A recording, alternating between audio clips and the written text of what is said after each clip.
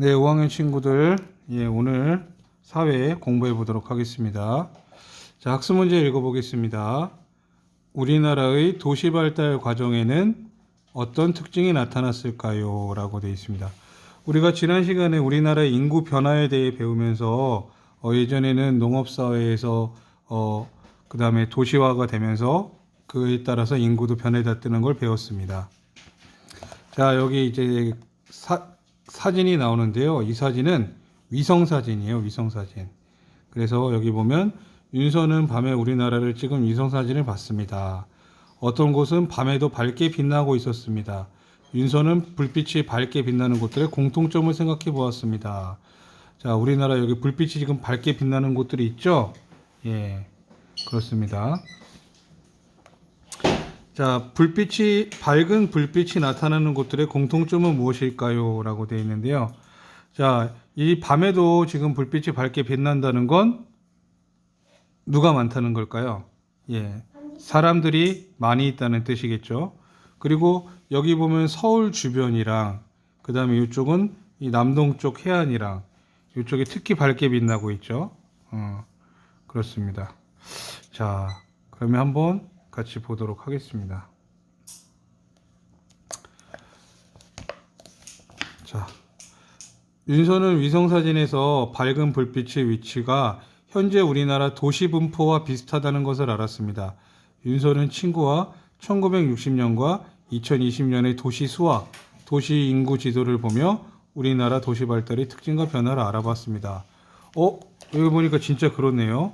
여기 2020년에 보니까 여기에 도시가 발달돼 있고 이쪽에 도시들이 발달돼 있죠. 그럼 불빛도 보니까 이쪽에 발달돼 있고 이쪽에 불빛이 발달돼 있네. 이 위성사진의 불빛의 위치와 그 다음에 2020년 도시와 도시 인구와 지금 되게 많이 유사하다는 걸 알 수가 있죠. 그죠? 자, 일단 이 지도 두 개 비교해 보겠습니다. 자, 보이죠? 자, 1960년과 비교했을 때 2020년에 도시수는 어떻게 변했는지 써봅시다. 라고 되어 있습니다. 자, 도시수가 크게, 딱 봐도, 한눈에 봐도 도시수가 크게 늘어났습니다. 늘어났다라고 쓸 수 있죠. 그죠? 자, 인구 100만 명이 넘는 도시수의 변화. 100만 명이라는 거는 여기 보면은 여기 요거 초록색 원보다 큰 것들 얘기하는 겁니다. 예. 자, 이 노란색 원을 얘기하는 거네요. 100만 명이 넘는 거니까 노란색 원부터 그거부터 큰 것들. 자, 1960년대에는 두 개밖에 없었죠. 서울이랑 부산. 그렇죠? 자, 그런데 2020년에는 어떻게 됐습니까? 일단 여기 보면 도시들이 많이 보이는데요. 예. 고양, 그 다음에 여기 숨어있는 수원, 그 다음에 여기 숨어있는 건 뭔가? 그 다음에 대전, 대구, 울산, 창원, 광주.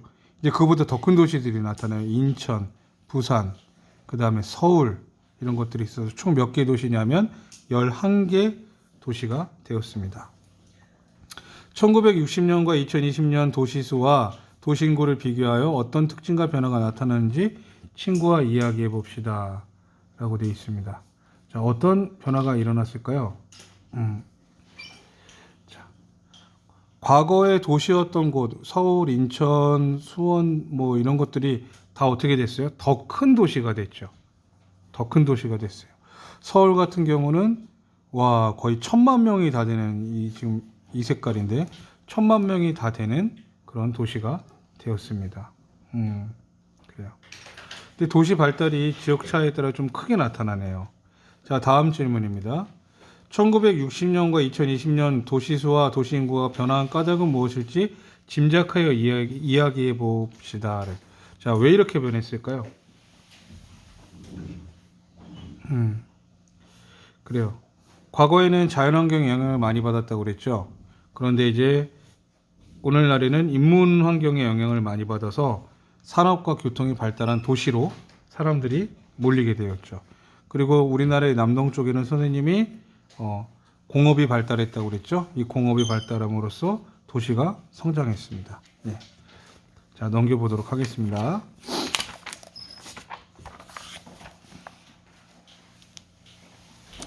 자, 우리나라는 1960년대 이후 산업이 발달하면서 사람들이 일자리를 찾아 도시로 이동하고 도시의 인구가 늘어났습니다. 이에 따라 도시는 점점 커지고 그 수도 많아졌습니다. 특히 서울을 비롯한 수도권과 부산을 비롯한 남동쪽 해안, 그리고 서울과 부산이 있는 축을 따라 도시 성장이 두드러졌습니다. 자, 이 말을 볼까요? 다시 지도로 돌아가면 도시의 수가 더 많아지고 도시가 더 커졌다는 얘기고요. 그 다음에 서울을 비롯한 수도권 중심의 도시가 많이 발달하고 이 남동쪽, 부산을 중심으로 남동쪽의 도시가 발달하고 여기를 잇는 요 선이 있죠. 요 선. 요 선에 있는 도시들이 발달했다는 그 이야기입니다. 자, 우리나라 도시 지역의 인구 변화를 한번 알아보겠습니다. 자, 먼저 도시 지역의 인구 비율 변화. 도시에 사는 인구 비율이 지금 점점 늘어나고 있죠. 우리나라 인구의 처음에는 39.2% 정도가 1960년도에는 도시에 살았는데 2020년에는 91.8%가 우리나라 인구의 91.8%가 도시 지역에 있다는 겁니다. 그런데 이거 보다 보니까 쭉쭉쭉쭉 늘어나다가 어느 순간부터 조금 완만해졌죠. 예. 그 얘기를 하고 있는 것 같아요. 도시에 사는 인구 비율은 1990년까지 급격히 증가하다가 이때까지는 급격히 증가하다가 이때부터는 급격히 증가하다가 이후 완만하게 증가하고 있다. 감소는 아니죠. 늘어나고 있습니다. 자, 이번엔 나그래프 보겠습니다. 나그래프를 보고 1960년에서 90년까지 서울에 사는 인구 변화는 서울에 사는 인구는 어떻게 변하고 있는지 요때까지죠. 요때까지. 자, 서울에 사는 인구는 어떻게 변하고 있어요? 급격하게 늘어나고 있죠. 서울에 사는 인구가 쭉쭉쭉 늘어나고 있습니다. 그러다가 점차 어떻게 되고 있습니까? 줄어들고 있네요. 자, 1960년에 비해 도시에 사는 인구 비율이 높아지고 서울에 사는 인구가 증가하면서 우리 국토에는 어떤 변화가 생겼을지 이야기해 봅시다. 자, 서울에 인구가 많이 거주하다 보니까 아마 서울에 여러 가지 기능들이 다 집중했을 것 같습니다. 자, 그래서 문제가 생겼어요. 자, 여기 보겠습니다. 서울의 인구와 여러 기능을 분산하기 위한 노력. 자, 왜 서울에 있는 인구를 분산해야 될까요? 어떤 문제가 있을까요? 자, 일단 첫 번째, 주택 부족. 살 집이 부족하고요. 그 다음에 일자리 부족하고, 그 다음에 교통 혼잡. 예, 이 환경 오염 등 여러 가지 문제가 생깁니다. 그래서 서울의 인구를 분산하여 좀 딴 데로 퍼뜨려야 되겠다라는 그런 노력을 했어요. 예. 그래서 어떤 노력을 했느냐, 여기 보면